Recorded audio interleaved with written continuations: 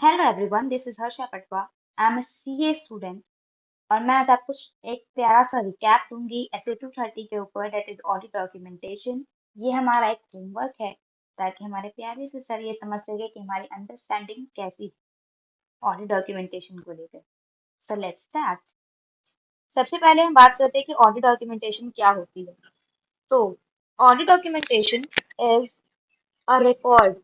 Record किस चीज का? जो भी परफॉर्म हम करते हैं ऑडिट करते टाइम, जो भी ऑडिटर जो जो एक्टिविटीज करता है, मेनली लाइक उसको रिस्क असेस करना होता है, फिर रिस्क के को रिस्पॉन्स करने के लिए वो फर्दर ऑडिट प्रोसीजर्स करता है, फिर वो अपने कंक्लूजन्स बनाता है और फिर ओपिनियन देता है। तो उसी हिसाब से यहाँ पे हम लोग, वो ऑडिटर जो है वो सारी चीज को डॉक्यूमेंट करेगा, मतलब रिकॉर्ड करेगा ऑडिट प्रोसीजर्स को जो उसने परफॉर्म करे, ऑडिट एविडेंस को जो उसने ऑब्टेन किए, और कंक्लूजन्स जिस पे वो पहुंचा। And audit documentation is also known as working papers. Now the next topic is nature and purpose of audit documentation. तो सबसे पहला जो पर्पस होता है ऑडिट डॉक्यूमेंटेशन का, वो होता है कि वो एक एविडेंस प्रोवाइड करता है ऑडिटर को। And this is also connected with SA 200 जो हमने पढ़ा था, overall objectives of auditor and conduct of an audit in accordance with SAs. तो ये उसके बाद उसका ही एविडेंस प्रोवाइड करता है जो हमने पढ़ा था ऐसे 200 में, like achievement of overall objectives of auditor, कि अपने ऑडिटर ने सारा जो ऑब्जेक्टिव था उसको परफॉर्म किया है कि नहीं, ये उसका एविडेंस है। और ऑडिट प्लान और परफॉर्म हुई है कि नहीं, ऐसे स्टैंडर्ड्स और ऑडिटिंग के अकॉर्डिंग एंड लीगल रेगुलेटरीज के अकॉर्डिंग। तो सबसे पहला पर्पस ये होता है कि वो एविडेंस प्रोवाइड करता है ऑडिटर को। And now the additional purposes. तो एडिशनल पर्पसेस मतलब ये एक तरीके का और भी एडवांटेज को कह सकते हैं जो कि ऑडिट डॉक्यूमेंटेशन को करने से ऑडिटर को मिलती है। जैसे कि वो असिस्ट करती है इंगेजमेंट टीम को प्लान एंड परफॉर्म करना। ऑडिट जिस तरीके से ऑडिट प्लान हुई और परफॉर्म हुई, ये असिस्ट करती है कि इंगेजमेंट टीम वैसे ही अपना काम करे जिस तरीके से ऑडिटर ने प्लान किया था। और ये असिस्ट करती है इंगेजमेंट टीम को कि जो ऑडिटर है, जो इंगेजमेंट पार्टनर है, वो उसको सही तरीके से डायरेक्शन दे सके, सुपरवाइज कर सके और रिव्यू कर सके। जैसे कि हम लोग ऑडिट प्रोग्राम हमने बनाया, तो उसमें हमने जिस तरीके से चीज़ों की प्लानिंग करी है, वो उसके अकॉर्डिंग ही उसको डायरेक्ट करेगा अपनी इंगेजमेंट टीम को, उसको सुपरवाइज करेगा और उसको उसके वर्क को रिव्यू करेगा। The next is enabling the engagement team accountable for their work. मतलब वो कहीं ना कहीं अकाउंटेबल ठहरा सकता है कि जिसने कौन सा काम किया। ऑडिट प्रोग्राम में जैसे हम लोग मेंशन करते हैं कि किसने कौन सा काम किया, वहाँ उसका साइन लेते हैं, उस डेट को मेंशन करते हैं, हर एक फाइल का रेफरेंस नंबर हम देते हैं। तो कहीं ना कहीं हर एक जो एंगेजमेंट टीम के लोग हैं उनको हम अकाउंटेबल ठहरा सकते हैं अगर कुछ भी गड़बड़ बाद में होती है तो। Next is audit record of matters of continuing significance. Like इसका एग्जांपल है जैसे कि ऐसी चीज़ें जो परमानेंट नेचर की हैं, जो आगे भी ऑडिटर को काम आएगी जब वो इस कंपनी की का ऑडिट करेगा। लाइक कंपनी का जो पैन नंबर है, जो सीआईएन नंबर होता है, या फिर कंपनी जिस सॉफ्टवेयर से अपनी अकाउंटिंग करती है उसकी इंटरनल कंट्रोल को अगर वो एक बार समझ लेता है तो वो उसको आगे भी यूज़ कर सकता है। And the last one is enabling the conduct of quality control और एक्सटर्नल इंस्पेक्शन।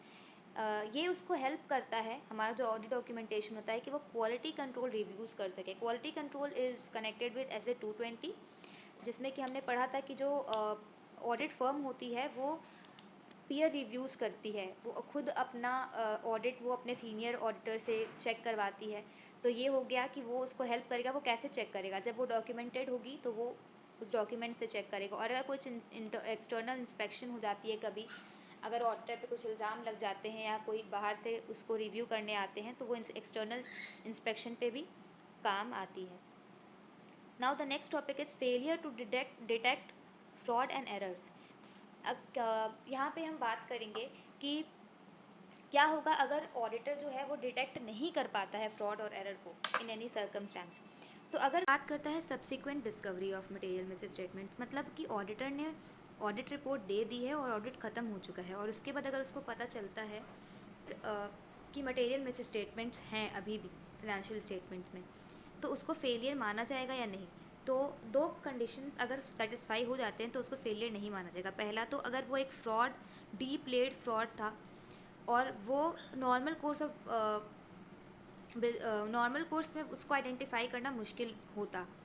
तो उस केस में, और अगर ऑडिटर नेग्लिजेंट नहीं था, मतलब ऑडिटर ने अपनी ड्यूटी अच्छे से निभाई है, कहीं भी उसने सारे एसेस को के ऑब्जेक्टिव्स को मीट किया है और ऑडिट प्रोसीजर्स अच्छे से लगाए हैं, और फ्रॉड तो वैसे भी जो फ्रॉड होते हैं वो सोफिस्टिकेटेड होते हैं और केयरफुली ऑर्गेनाइज्ड होते हैं, तो इस वजह से उसको ढूंढना, उसको डिटेक्ट करना मुश्किल हो जाता है।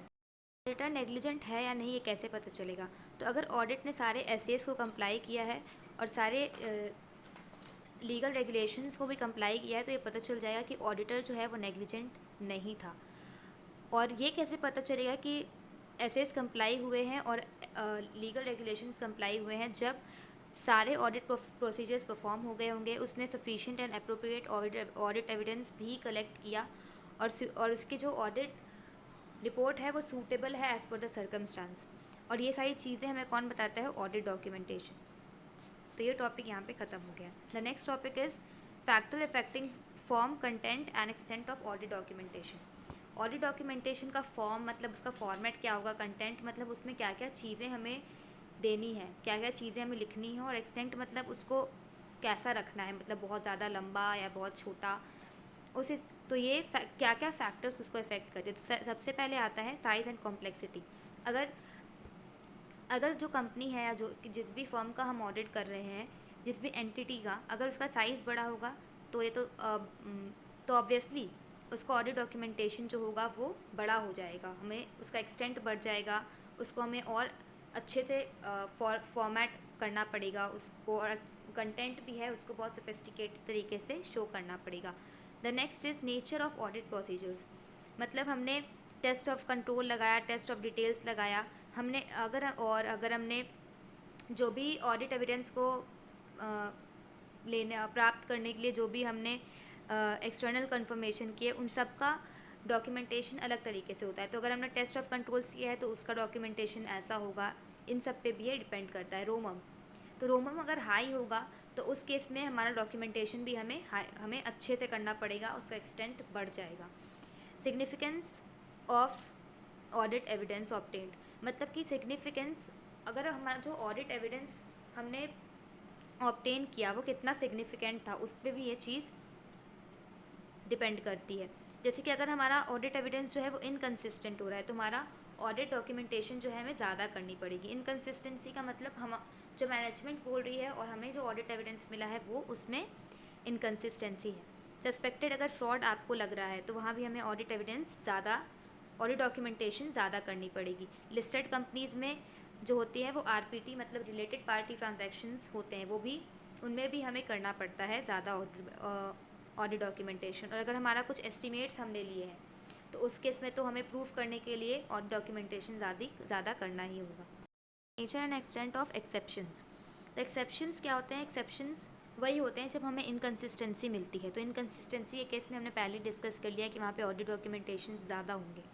Basis of conclusions, basis of conclusions में हम कुछ चीज़ें ऐसी होती हैं जहाँ हमें थोड़ा ही सा, मतलब कुछ हमने चीज़ें ऑब्टेन करी ऑडिट एविडेंस, और हमको एक क्लियर बेसिस मिल जाता है कि वो ऑडिट एविडेंस बन जाता है हमारे लिए। लेकिन कई बार हमें बहुत सारे सपोर्टिंग डॉक्यूमेंट्स भी चाहिए होते हैं ऑडिट एविडेंस तक पहुंचने के लिए। तो अगर वो रेडिली डिटरमाइनेबल है तो वहाँ पे हमें ऑडिट डॉक्यूमेंटेशन कम करनी पड़ेगी। लेकिन अगर हमें ज़्यादा ऑडिट एविडेंस ऑब्टेन करने के लिए ज़्यादा चीज़ें करनी पड़ रही है तो ऑब्वियसली वहाँ पे हमें ऑडिट डॉक्यूमेंटेशंस ज़्यादा करने पड़ेंगे।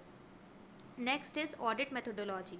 तो ऑडिट मेथोडोलॉजी जो है उसमें ये बात होती है कि जो सॉफ्टवेयर से बन रहा है वहाँ पे अकाउंट्स या फिर मैन्युअली प्रिपेयर हो रहा है, या फिर इसको इस तरीके से भी देखा जा सकता है कि टेस्ट ऑफ कंट्रोल्स अगर नहीं कर रहा है ऑडिटर तो वहाँ पे वो क्यों नहीं कर रहा है, इसको भी उसको डॉक्यूमेंट करना होगा। So this is all about form, content and extent of audit documentation. Next topic is form, content and extent of audit documentation. तो ऑडिट डॉक्यूमेंटेशन कैसा होना चाहिए? एक्सपीरियंस ऑडिटर को समझ जाए ऐसा होना चाहिए। तो एक्सपीरियंस्ड ऑडिटर कौन होता है? एक्सपीरियंस्ड ऑडिटर जो है वो या तो खुद उस फर्म का या बाहर का एक ऑडिटर होता है जिसको कि प्रैक्टिकल ऑडिट एक्सपीरियंस होता है ऑडिट प्रोसेस का, एसेज का, बिजनेस इन्वायरमेंट जिसमें कंपनी काम कर रही है, फर्म काम कर रही है, और audit and financial reporting issues का। ऑडिट एक्सपीरियंस्ड ऑडिटर इसको कहते हैं। तो form content and extent audit documentation का ऐसा होना चाहिए कि एक्सपीरियंस्ड ऑडिटर जो है वो समझ पाए एनईटी ऑफ ऑडिट प्रोसीजर्स, मतलब आपने जो भी नेचर, एक्सटेंट और and timing of audit procedures जो आपने डिसाइड करी है, वो क्यों करी है, कैसे करी है, वो सही है या नहीं, उसको ये चीज़ समझ आ जाए। रिजल्ट्स ऑफ ऑडिट प्रोसीजर्स जिसको कि हम ऑडिट एविडेंस कहते हैं, वो उसको समझ में आए कि आप कैसे उस ऑडिट एविडेंस तक पहुँचे। सिग्निफिकेंट मैटर्स उसको समझ में आए कि आपने आरपीटी, रिलेटेड पार्टी ट्रांजैक्शन और सस्पेक्टेड फ्रॉड के ऊपर आपने रिपोर्ट किया है। कंक्लूजन्स पे आप कैसे पहुँचे उसको ये समझ में आए। और सिग्निफिकेंट प्रोफेशनल जजमेंट, जैसे कि अगर आपने रोमम हाई डिटेक्ट किया था तो आपने क्यों किया था, ये सारी चीज़ें उसको आप एक्सप्लेन कर पाएँ और उसको समझ में आए, इसलिए ऑडिट डॉक्यूमेंटेशन का फॉर्म एंड कंटेंट और एक्सटेंट में ये चीज़ें आएंगी। अब हम लोग ये पढ़ेंगे कि एनिटी ऑफ ऑडिट प्रोसीजर्स को क्या क्या चीज़ें इफेक्ट करती हैं। तो सबसे पहला जो असर्शंस हमने चेक किया वो हम इसमें डालते हैं कि हमने क्या क्या असर्शंस चेक किए हैं। सेकंड, कि किसने इसको परफॉर्म किया है और किस डेट पे उसको परफॉर्म किया गया है। अगर हमने इन्वेंट्री का ऑब्जर्वेशन किया है तो किसने किया है और कब किया है। And the last one is किसने उसको रिव्यू किया है, कब रिव्यू किया है और कितने डिटेल में उसको रिव्यू किया गया है।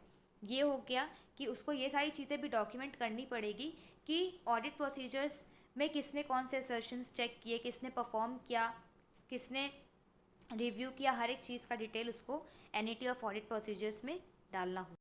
ही उसको ये भी डॉक्यूमेंट करना होगा जो भी उसके डिस्कशंस हुए थे सिग्निफिकेंट मैटर्स पे मैनेजमेंट के साथ या टीसीडब्ल्यूजी के साथ, तो उनसे क्या क्या डिस्कशंस हुए, कब हुए थे और किससे हुए थे। लाइक अगर चेंज इन अकाउंटिंग पॉलिसीज़ है, रिलेटेड पार्टी ट्रांजैक्शंस में अगर कुछ ऐसे जो सिग्निफिकेंट मैटर्स होते हैं उनमें उसमें अगर कहीं पे कुछ डिस्कशंस हुए थे, कहीं पे कुछ इनकन्सिस्टेंसी आई थी, तो उन सब वो सारे डिस्कशंस को भी उसको डॉक्यूमेंट करना होगा। और जो इनकन्सिस्टेंसी आई थी उसको कैसे एड्रेस किया ऑडिटर ने, उसको ये भी सारी चीज़ें भी डॉक्यूमेंट करनी होंगी। The next is ownership of audit documentation. Audit documentation का ओनरशिप जो होता है वो ऑडिटर का होता है, वो ऑडिटर की प्रॉपर्टी होती है। ऑडिटर को रीजनेबल प्रोसीजर्स अपनाने चाहिए उसकी कस्टडी और कॉन्फिडेंशियलिटी को मेंटेन करने के लिए, क्योंकि वो एक कंपनी का बहुत सिग्निफिकेंट चीज़ें होती हैं उसमें, तो उसको उसको कॉन्फिडेंशियलिटी मेंटेन करनी चाहिए। वो अगर चाहे तो अपने क्लाइंट अगर उससे कुछ चीज़ें मांग रहा है तो वो कुछ कुछ एक्सट्रैक्ट्स अपने ऑडिट डॉक्यूमेंटेशन की उसको प्रोवाइड कर सकता है, पर जो कंपनी है वो उसको कंपेल नहीं कर सकती है। बट उसे उतना ही प्रोवाइड करना है जिससे कि उसने जो काम किया है उसके ऑडिट प्रोसीजर्स जो हैं वो उसकी एफिशिएंसी और इफेक्टिवनेस मेंटेन रहे। अगर ब्रांच ऑडिटर है और एक प्रिंसिपल ऑडिटर है, तो जो ब्रांच ऑडिटर है वो प्रिंसिपल ऑडिटर ब्रांच ऑडिटर से उसकी ऑडिट रिपोर्ट तो मांग सकता है, लेकिन कोई कंपल्शन नहीं है कि वो उससे उसकी ऑडिट डॉक्यूमेंटेशन मांग सके। ये ब्रांच ऑडिटर अगर चाहे तो ही दे सकता है, अदरवाइज नहीं दे सकता। Now assembly of final audit file. अब जितनी भी डॉक्यूमेंटेशन की है उन सबको असेंबल जब हम लोग करने आएंगे तो उसमें हम लोग किस किस बातों का ध्यान देना पड़ेगा। तो सबसे पहले एडमिनिस्ट्रेटिव प्रोसेस। ये जो होता है असेंबली, वो एक एडमिनिस्ट्रेटिव प्रोसेस होता है, मतलब हमने जो काम कर लिया बस वही, उसके अलावा अब कोई भी न्यू ऑडिट प्रोसीजर्स ऑडिटर नहीं परफॉर्म करेगा और ना ही कोई नई कंक्लूजन्स पे आएगा। जो काम हो गया बस अब असेंबली का काम होगा। Audit procedures audit documentation must be assembled in audit file on timely basis, और उसको असेंबल करने का जो टाइम है वो ऑडिट रिपोर्ट के 60 दिन के अंदर ही हो जाना चाहिए। The next is audit documentation can be change during assembly process. हाँ, तो वो चेंजेस कर सकता है ऑडिटर, बट वो चेंजेस सिर्फ एडमिनिस्ट्रेटिव नेचर के होनी चाहिए, कोई भी न्यू ऑडिट प्रोसीजर्स, कोई भी न्यू कंक्लूजन्स पे वो अराइव नहीं करेगा। एग्जाम्पल्स क्या हो सकते हैं कि वो अगर चाहे तो डिलीट कर सकता है कुछ, अगर उसके पास सुपरसीडेड डॉक्यूमेंट्स है, एक ही डॉक्यूमेंट्स बहुत सारे हैं अगर, तो वो उसको डिलीट कर सकता है, सॉर्ट कर सकता है, कोलेट कर सकता है, सारे इन्फॉर्मेशन अगर इधर उधर हैं तो उसको कंबाइन कर सकता है। साइनिंग ऑफ कंप्लीशन चेकलिस्ट, जब पूरा काम हो गया तो उसको किसने साइन किया वो भी उसको भी देखेगा। और ऑडिट डॉक्यूमेंटेशन वो इस चीज़ को भी डॉक्यूमेंट करेगा, जो भी चीज़ है वो डॉक्यूमेंट वो इस चीज़ को भी डॉक्यूमेंट करेगा, जो भी ऑडिट एविडेंस उसने ऑब्टेन किए, डिस्कस किए और अग्री हो चुका था इंगेजमेंट टीम के साथ before the date of audit report. अगर ऑडिट रिपोर्ट आने के पहले कुछ चीज़ें उसने डिस्कस कर ली थी अपने इंगेजमेंट टीम के साथ, कुछ कंक्लूजन्स पे वो पहुंच गया था, तो वो चीज़ें भी वो डॉक्यूमेंट करेगा असेंबली के time. And the last is that the auditor को जो है वो रिटेंशन पीरियड होता है, जो ऑडिट फाइल होती है उसको कम से कम 7 years तक उसको रिटेन मतलब अच्छे से रखना होता है। उसमें से वो कोई भी चीज़ डिस्कार्ड नहीं कर सकता, कोई भी चीज़ डिलीट नहीं कर सकता है from the date of group's auditor report or from the auditor's report. That is all about SA 230. I hope you enjoyed. Thank you.